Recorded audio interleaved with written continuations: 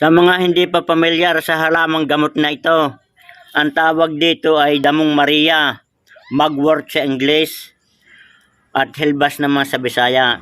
Mga ito mga kabayan ay nagtataglay din ng flavonoids, alkaloids, at ito ay diuretic.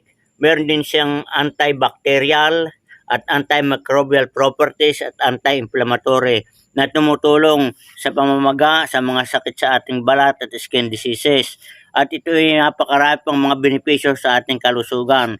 Ito ay nakakatulong din sa ating sipon, ubo, trangkaso na may mga kasamang plema. At tayo naman mga kabayan ay kukuha ng isang tangkay ng ating damong Maria. Ito mga kabayan, ang kinuha kong 2 putol na dahon ng damong Maria. Kung kayo may mga sipon, ubo o may makapit na plema, pwede tayong maglaga ng dahon at katawan nito.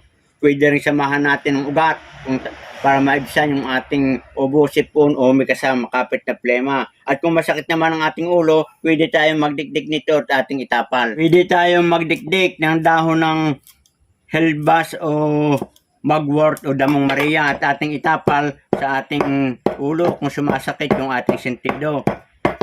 Ito mga kabayan, yung ating binayo na damong Maria, dinikdik.